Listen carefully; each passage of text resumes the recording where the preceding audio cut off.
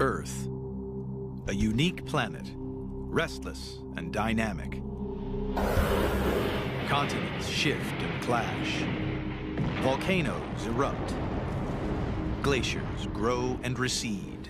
Titanic forces that are constantly at work, leaving a trail of geological mysteries behind. This episode explores the incredible journey of one of the most indestructible and valuable metals on the planet, gold. Created in outer space, an immense explosion blasted minute particles of gold at 70 million miles per hour into the rocks that form our planet. How tiny pieces of scattered gold accumulate to form massive deposits is one of Earth's great mysteries. To find the answer, geological detectives sift through ancient riverbeds, hunting for hidden treasures above and below ground, and investigating alien natural wonders, finding clues that will ultimately reveal how the Earth was made.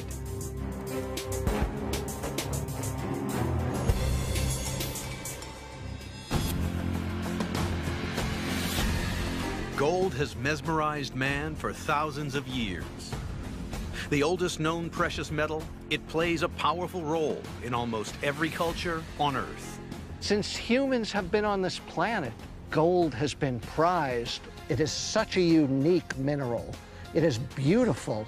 You can take an ounce of gold and stretch it in a thin string, and it'll go for 35 miles.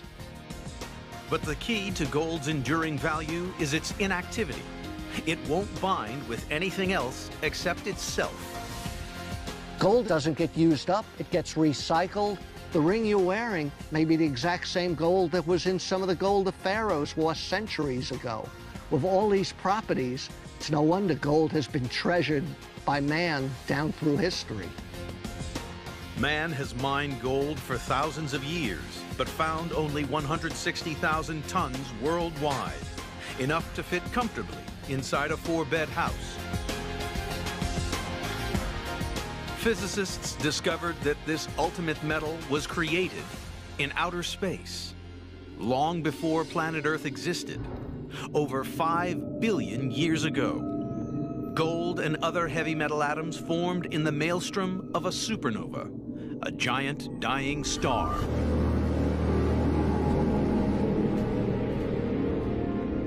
As it exploded, shockwaves blasted minute gold particles across the universe at 70 million miles per hour, scattering them far and wide throughout the early solar system.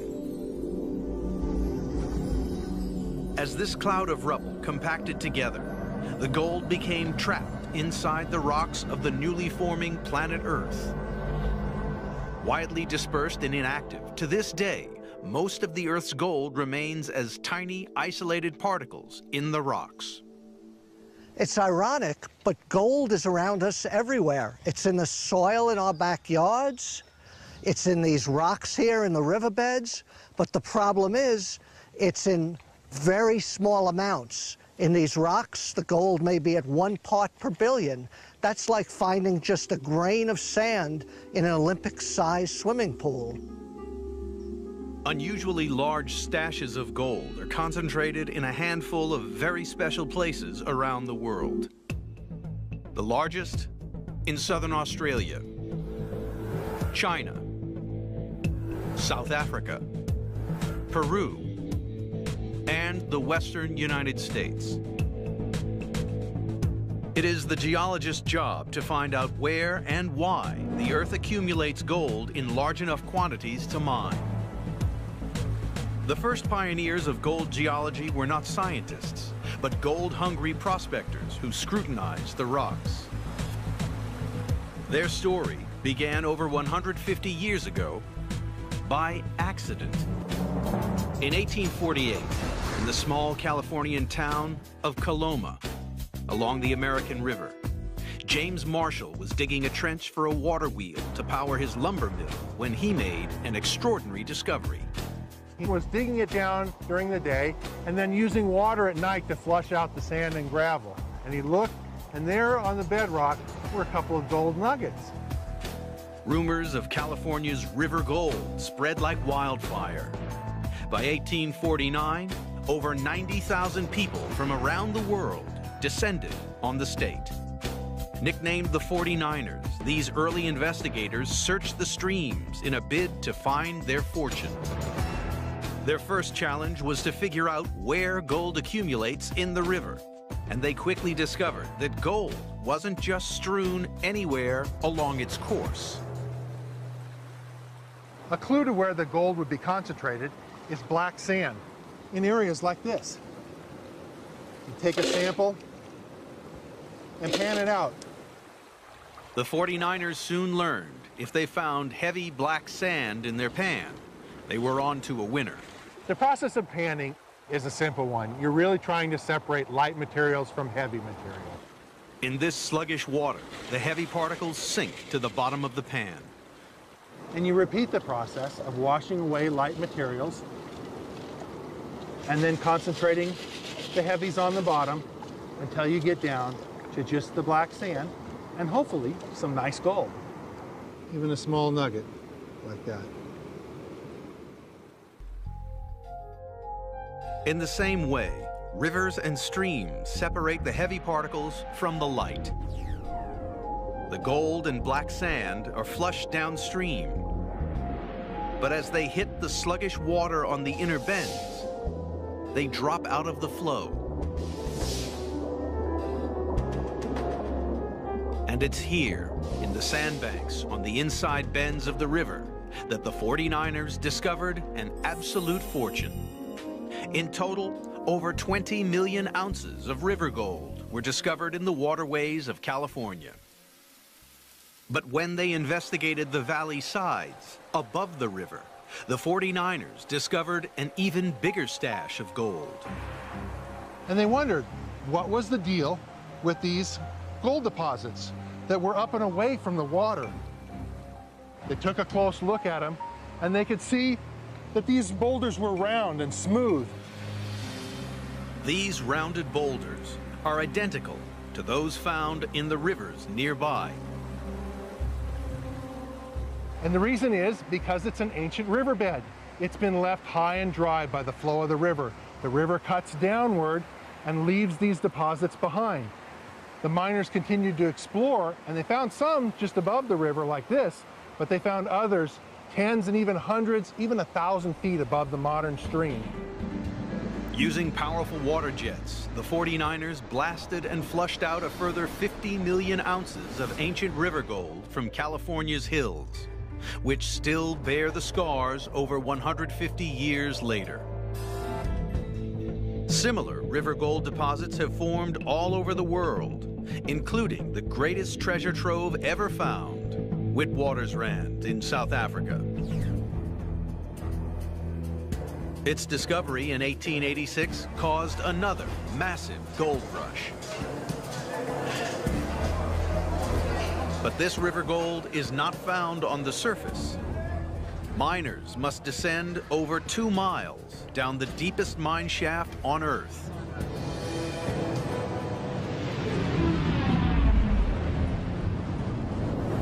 Half the gold on this planet has been produced from that one group of deposits. Most geologists believe that these unique deposits formed from ancient river systems, concentrating these in old river gravels. Over millions of years, thousands of ancient rivers carrying gold spilled into a huge lake, dumping a massive gold deposit. This ancient lake bed is now buried miles underground. To date, Witwatersrand has produced over 1.4 billion ounces of gold, worth over $1.5 trillion. And geologists believe the same value of gold still remains untouched. In the search for California's river gold, 49ers found heavy black sand, a sign that gold is deposited on the inside bend of a river, and gold buried beneath rounded boulders in the valley walls, proof that rivers have been depositing gold for millions of years. The 49ers suspected that rivers were carrying gold down from a source somewhere in the mountain, the mother lode. But the quest to understand where this mother lode gold originated would take geologists deep inside the Earth and face to face with some of the most destructive powers on the planet.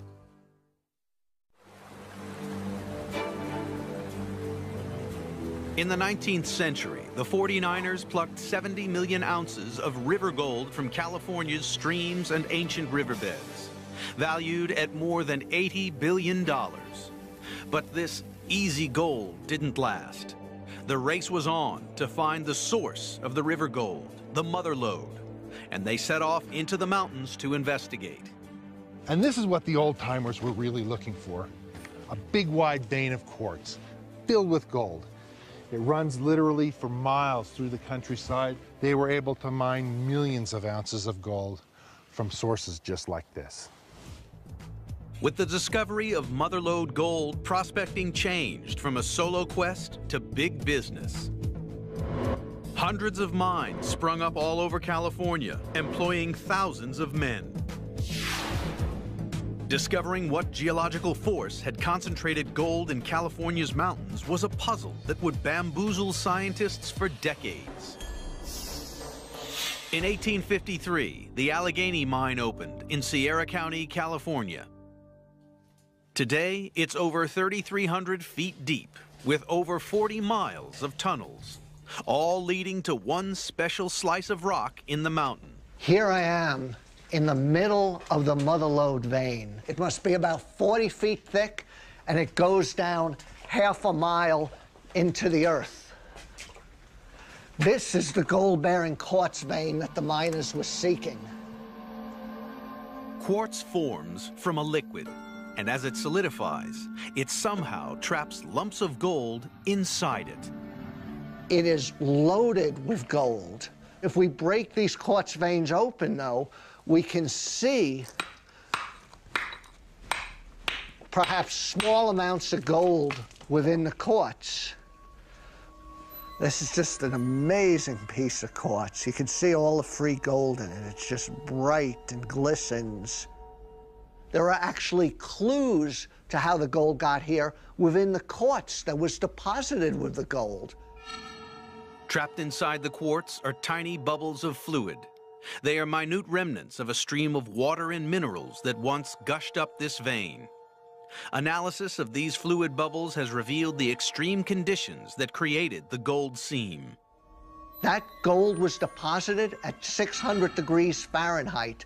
It was a very, very hot fluid that brought the gold and the quartz to this location and deposited the vein.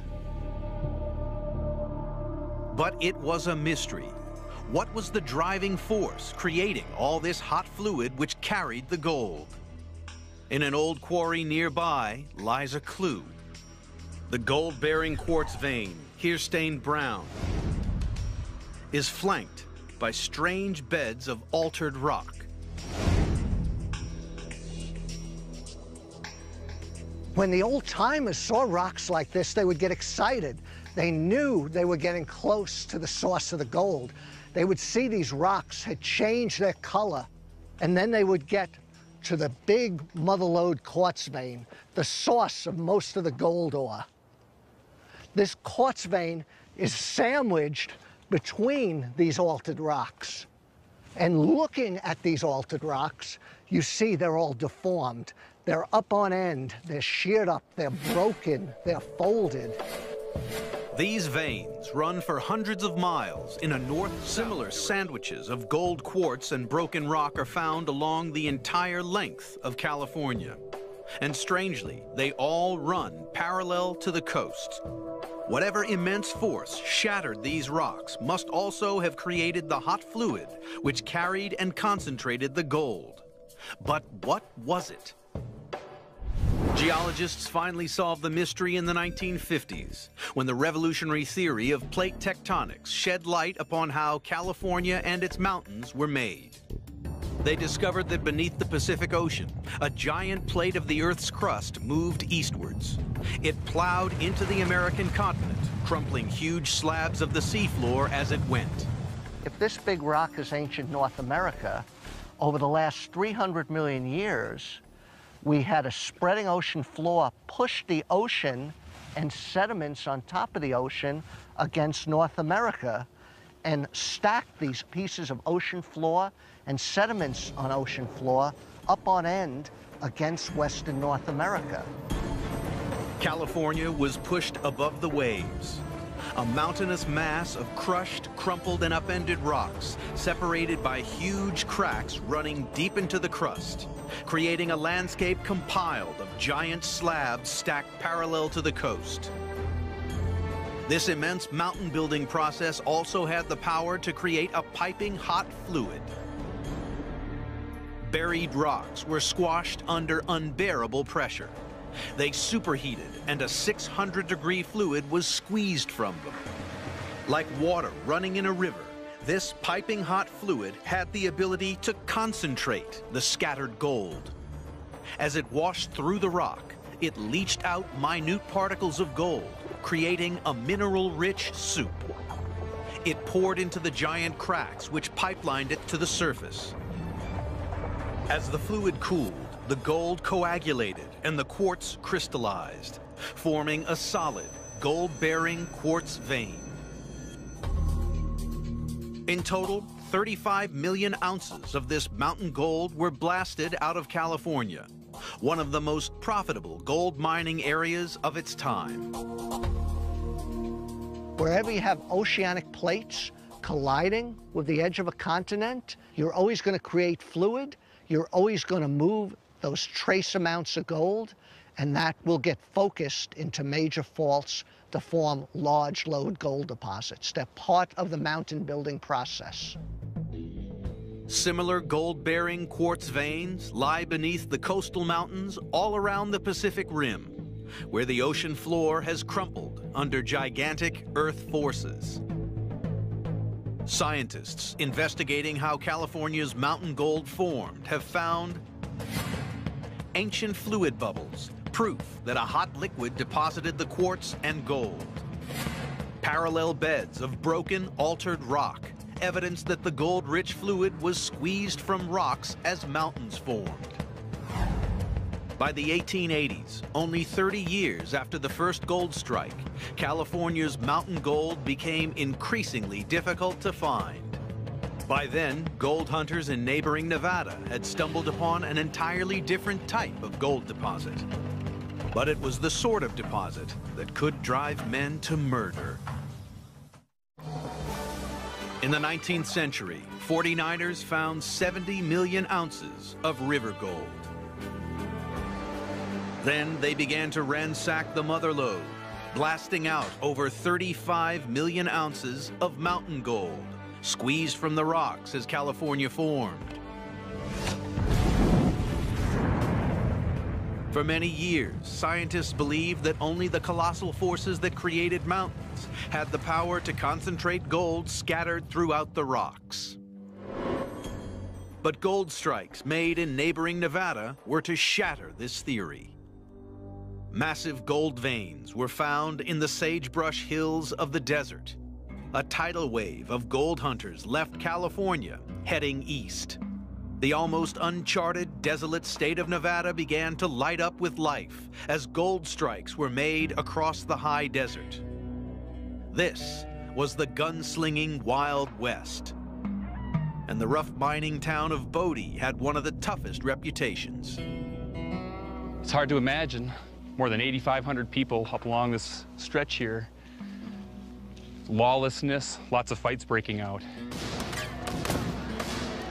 Lots of saloons, opium dens, and brothels. It was said that a man a day was killed in Bodie. And some historians believe the fickle geology of these gold deposits may have played a part in this murder rate. Here, the veins were much more segmented and broken up. So while one miner might be mining along on the vein, another miner might not be, which would lead to animosity and tension and the occasional fight. Geologists realized that unlike California's gold seams, which ran parallel to the coast, Nevada's were scattered randomly across the desert. The hunt was on to understand why Nevada's gold veins were so chaotic.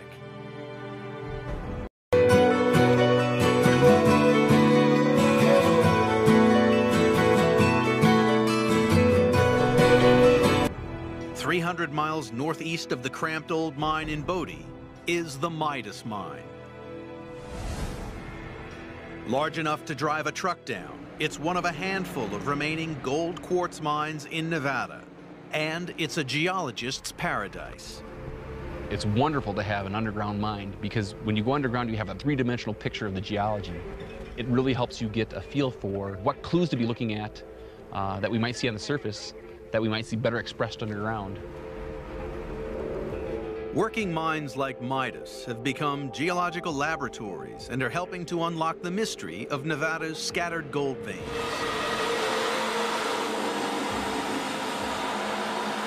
Every day, the miners drill the face and pack it with explosives, exposing new networks of quartz veins.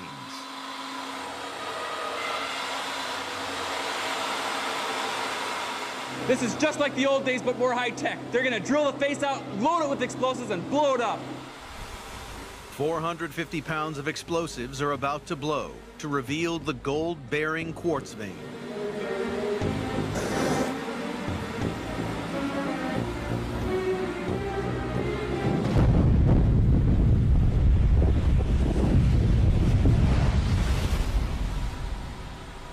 That was great, and to think it's so much safer than what the old-timers had to go through.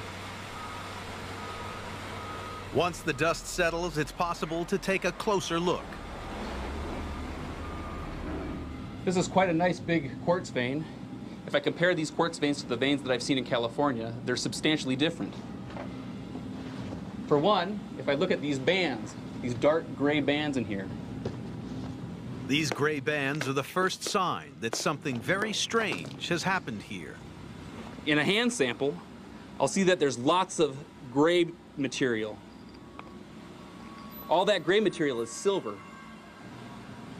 If I look even closer, I can see little fine flecks of yellow. That's gold. The source rock that formed all of these veins was much different than the source rock that caused the California veins to form. The California veins only have gold, and these are loaded with silver. And the clue to the identity of the source of Nevada's gold lies either side of the quartz vein. Unlike California, these wall rocks are not crushed and have never been on the ocean floor. This wall rock is of a volcanic origin, very similar to like Mount St. Helens. So it wasn't mountain building that concentrated the gold and silver in this vein, it was a volcanic process. Perhaps the Midas mine was once a giant volcano. Geologists went looking for clues not inside the mine, but directly above it. Everywhere above the Midas mine, we see these strange outcrops. They're flat on the top like a table, and if I look closer, I can see fine little bands and layers. The outcrop is made of thin layers less than 1/8 of an inch thick. And there are thousands stacked on top of each other like a deck of cards. You've got browns and yellows, whites and purples. Understanding outcrops like this will help us understand why gold is deposited at such shallow depths within the Midas mine. These distinctive layered rocks are not formed by a volcano, but another type of volcanic process that can still be seen today. In Gerlach, northwest Nevada. In the middle of the dry, black rock desert, they found a mysterious oasis. And rising out of the landscape, a spectacular, multicolored hot spring, one of over 300 in Nevada. This bizarre geological wonder began to form just 45 years ago. Volcanic processes beneath the earth heat the groundwater. It spills out at the surface, and like a boiling tea kettle, dumps a layer of mineral scale. The water is slowly running over the tops of these terraces. It's depositing minerals in fine little sheets, kind of like a deck of cards or a book on end. This rock from over there has fine laminations or layers. Rocks like these and terraces like those are found right above the Midas mine, which tells me that Midas was once an enormous hot spring. Geologists realized it was hot springs that brought the gold and silver quartz veins to the surface in Nevada. Gold and silver particles are scattered in molten rocks deep inside the earth. This hot rock released a gold and silver-rich fluid. As rainwater soaked into the ground, it reached the scorching rocks deep in the crust and superheated to 900 degrees Fahrenheit. Hot and buoyant, the water began to rise, sucking up the gold and silver soup as it went. As it neared the surface, the water boiled and dumped bands of silver and flecks of gold in the chaotic, fractured pipework of the hot spring.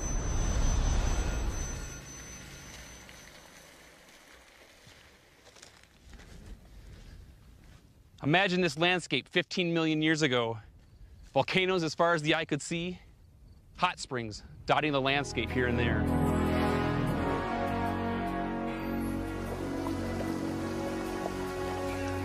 Gold is forming at this moment in hot springs all over the world. Even Yellowstone has traces of gold in its water. One of the world's biggest and most profitable gold mines, Yanacocha, northern Peru, is a gold and silver deposit which man has plundered since the rule of the Inca 800 years ago. High in the volcanic Andes, it's a massive 535 square miles and has produced over $5 billion worth of gold, all of it originating beneath a bubbling hot spring. Scientists investigating how gold-silver veins formed in Nevada have found volcanic wall rock, proof that the gold-rich fluid came from molten rock, and a multicolored layered outcrop, evidence that ancient hot springs deposited gold in Nevada. Nevada's hot spring gold deposits yielded over 40 million ounces of gold and 500 million ounces of silver. But by 1920, Nevada's gold seams were increasingly uneconomical to mine. The desert became littered with ghost towns. It looked like America had run out of gold. But in 1961, a new type of deposit was found. But it couldn't be seen or touched. It was invisible. It would become the biggest strike in the history of America's gold. America's gold was concentrated by incredible mountain-building forces that formed California and volcanic processes deep beneath Nevada's hot springs. But as the deposits became exhausted, geologists frantically searched for new stashes of gold. Then, in 1961, geologist and gold prospector John Livermore noticed a suspicious 50-mile-long crack in the middle of Nevada called the Carlin Trend and set out to investigate. John Livermore came to these hills following up a theory that gold deposits would be aligned directly above a deep crack in the Earth's crust.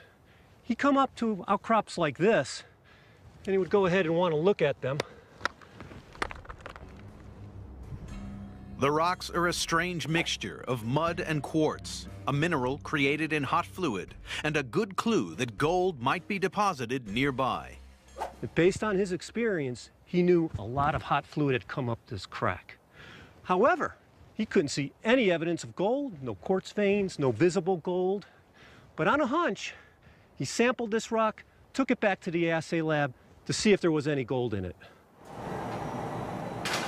In assay labs, rocks are crushed and blasted in a furnace to over 1,800 degrees.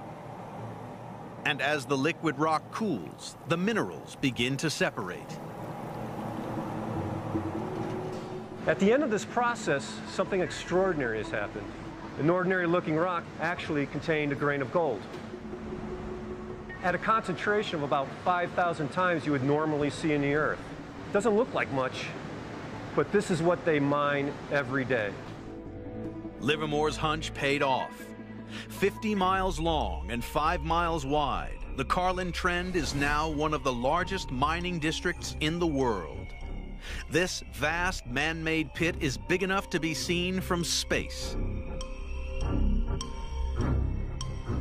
This is the Betsy Post Pit, one of the world's largest gold mines.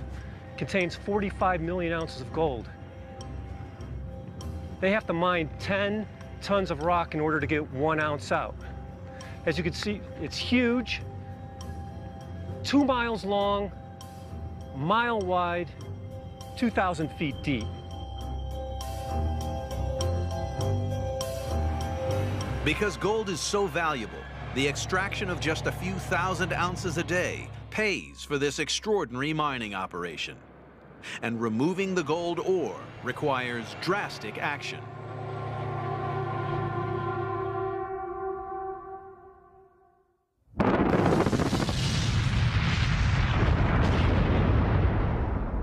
Wow. That's what 400,000 pounds of explosives looks like. Giant diggers work 24 hours a day, excavating over 90 million tons of rock a year, enough to cover Central Park in 55 feet of rubble. But within this raw gold ore, not a speck of gold has ever been seen with the naked eye. The mystery is, where's the gold? You can't see it. The rocks look really ordinary. The clue to where this gold is hidden is in the internal structure of this rock. Magnified 500 times, the gold is still invisible. But this rock is an extraordinary lattice of quartz and mud, perforated with strange cavities. It looks like a honeycomb, like something's eaten away at it. Clearly, some strange geologic process has concentrated and hidden the gold in the rock. Scientists realized if they were going to solve the puzzle of how gold came to be hiding in these rocks, first they would have to understand where the rocks came from. A clue was found in the 19th century by cattle rancher Absalom Lehman in the eastern reaches of Nevada.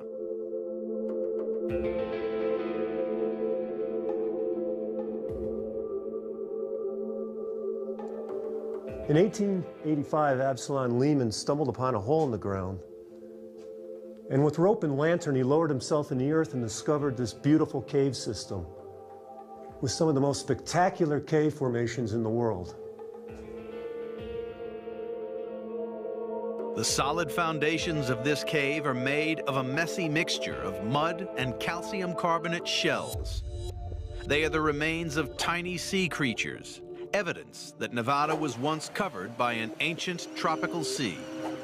For millions and millions of years, creatures with shells composed of calcium carbonate began to rain down through the ocean and accumulate on the seafloor, forming this calcareous ooze. Later, this ooze hardened into a sedimentary rock called limestone. They were formed when water eroded the huge limestone bed that sits underneath Nevada. And back over at the Carlin Trend, scientists noticed that the gold ore was made of a very similar type of rock. They figured out that the Lehman Cave limestone and Carlin Trend gold ore must once have been the same rock. This is fresh limestone. This is gold ore. Clearly something happened to change this rock into this spongy gold-bearing ore. Well, the clue is in the chemical reactivity of this limestone. If I put dilute hydrochloric acid on this limestone, note how it fizzes. Very reactive. The acid is eating away at the rock. Now if I put the acid on the spongy gold ore, no reaction. The fluid is soaking into the rock like a sponge. Scientists concluded the reason Carlin Trend gold ore did not fizz is that it had already been attacked by an acid. Beneath the bed of limestone at Carlin is a gigantic vertical crack. Geologists now believe that a blast of hot, acidic, gold-rich fluid was once forced upwards from deep within the earth. It streamed through the crack, drenching the limestone. The acid ate into it, leaving a sponge-like, muddy framework behind. And in the cavities, it dumped quartz and the most minute sprinklings of gold. It's only been very recently that scientists have been able to use even more sophisticated imaging equipment, microscopy, to image down to the scale of individual atoms. Magnified 100,000 times. Tiny specks of submicroscopic gold can be seen embedded in the rock. Zooming in further, a staggering 4 million times, the gold particle is finally revealed. This fleck of gold is only 5 nanometers in diameter, 1/1,000,000th the size of a pinhead, and each tiny white dot is an individual gold atom.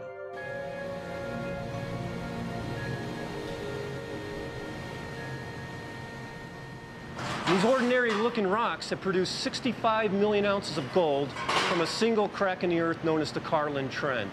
And it's made the United States the 4th largest gold producer in the world.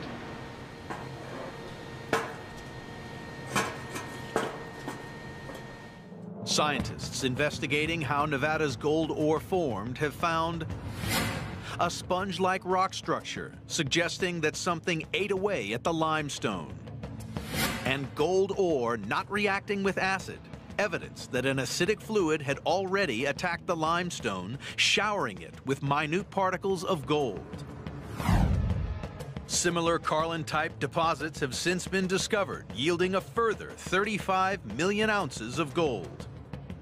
Yet these discoveries may only be the tip of the iceberg. Geologists are now using state-of-the-art equipment, hoping to unlock millions of ounces of American gold trapped deep beneath the Nevada desert. Throughout world history, over 5 billion ounces of gold have been recovered by man.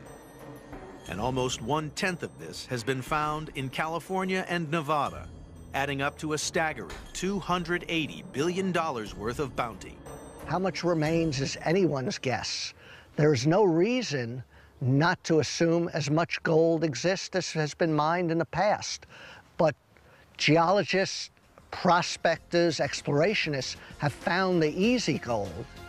In the past, prospectors and geologists homed in on this easy gold by following geological clues exposed on the surface. But vast areas of Nevada are covered in a deep layer of mud and gravel that has been eroded from the surrounding mountains. Geologists believe hoards of gold still lie concealed beneath this layer of gravel, unseen by anyone for millions of years. Finding all this buried gold in an area covering 110,000 square miles is no easy task.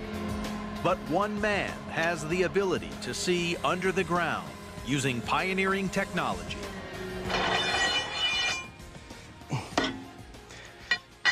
I've got gold in the hills around me. I've got good reason to believe there's gold beneath me in the rocks. If I could just see through this sand and gravel. This little piece of equipment, I believe, is going to help me figure that out. The geoprobe is drilling not for rocks, but for groundwater 200 feet below the surface. And it's this groundwater that holds the key to finding Nevada's hidden gold. If there's a gold deposit concealed by the sand and gravel, the groundwater will interact with it and it'll pick up clues. Traces of metals associated with gold seep into the groundwater, clues that will lead Hodges to the secret location of the gold deposit deep below the surface. Imagine an iron bar rusting in a bucket of water. The trace metals are going to come out of that rusted iron bar, are going to be disseminated in the groundwater, and you would be able to sample that groundwater and tell that there was an iron bar somewhere nearby. Just as we're going to be able to sample this groundwater and know that there's a gold deposit somewhere nearby. So in a sense, it's like the deposit of gold is creating a scent. If Hodges can latch on to a whiff of this scent, he can track it back to find the gold. Once the drill is deep enough, Hodges pumps out the groundwater.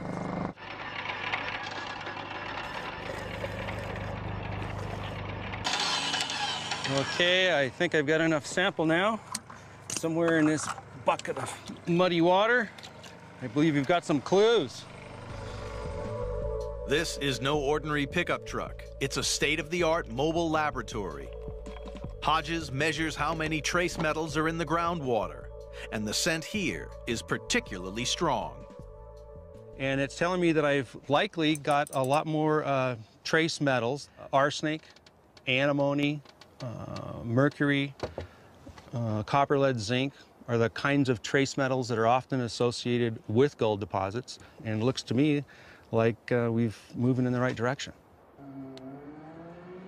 In the same way the old-timers traced the gold up into the mountains, Hodges tracks the increasing concentration of trace metals in the groundwater.